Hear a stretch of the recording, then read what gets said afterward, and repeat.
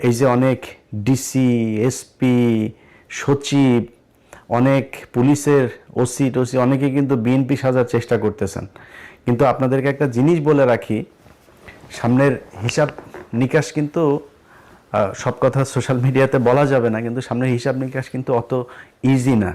শুধু একটু ক্লু দেওয়া যায় আপনাদেরকে। এই যে এনসিপি জামাত ইসলামে যোগ দিল না, এটা খুব সহজভাবে নিয়েন না। এই যে সরকার এখন হ্যাঁ ভোটের পক্ষে ক্যাম্পেইন করছে, খুব সহজভাবে নিয়েন না।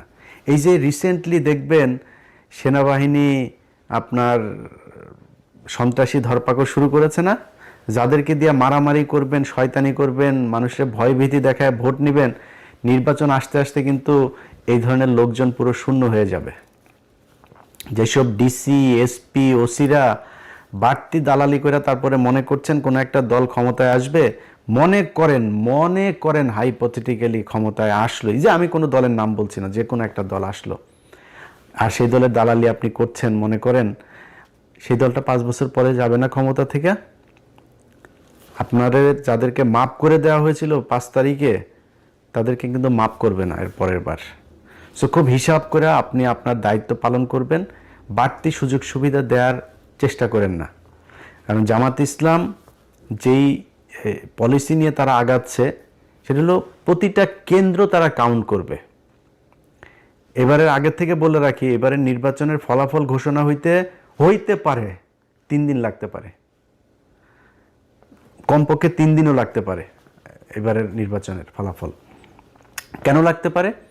কারণ কিছু কিছু জায়গায় এরকম 2 নম্বরই করতে পারে। হঠাৎ করে ডিসি অফিস থেকে একটা হয়ে যেতে পারে, ঘোষণা হয়ে যেতে পারে, অমুক 3.5 লাখ ভোট পেয়েছেন অমুক চান্দা আব্বাস।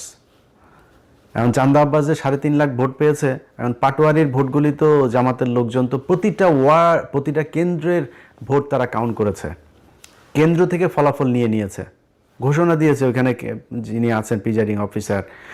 তো তিনি যে বললেন এই কেন্দ্রে ভোট হয়েছে হইলো, ধরেন সারা ওই ঢাকা 8 আসনে মনে করেন ভোটার হইলো 2 লাখ। এখন কেন্দ্র প্রতি কেন্দ্র হিসাব করে দেখা গেল পাটোয়ারি ভোট পেয়েছে 1.5 লাখ, চান্দা আব্বাস পেয়েছে 50,000।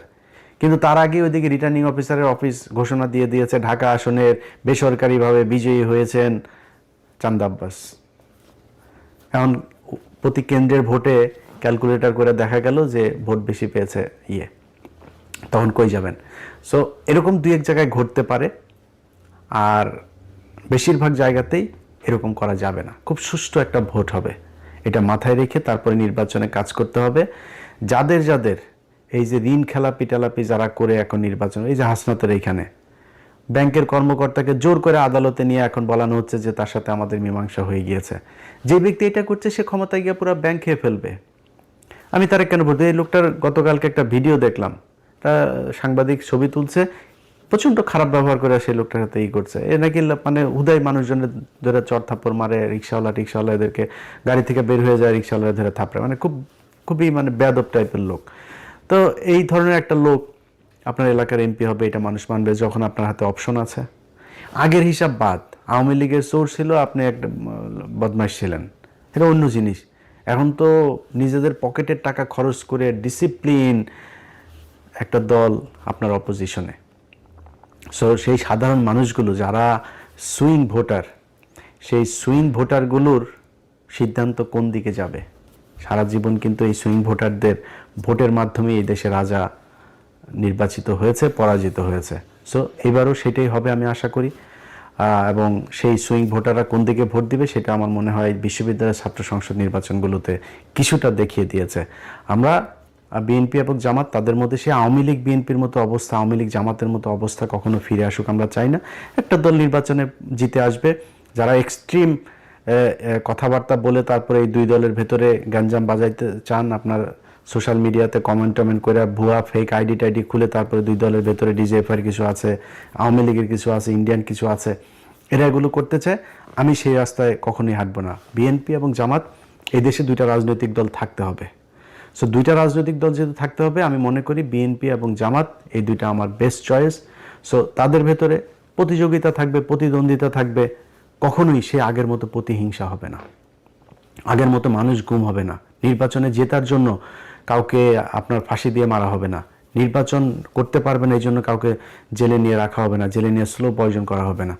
সো এটা কোনোদিন যেন ফিরে না আসে বাংলাদেশে। হ্যাঁ, মারামারি হবে, 2-4 জন মারাও যাবে, এরকম ঘটনা ঘটবে বাংলাদেশের মতো এরকম মানে এখনো অর্ধসভ্য দেশগুলোতে তো এগুলো হবে, তৃতীয় বিশ্বে এটা খুব স্বাভাবিক বিষয় যে যেই সব দেশে এখনো রাজনীতিতে অনেক ব্যক্তি স্বার্থটার্থ থাকে, আর্থিক অনেক সুবিধা লাভের ব্যাপার থাকে, সেখানে হইতে পারে, কিন্তু সেই পরিস্থিতি যেন আর কখনো না হয় সেই আশা করি।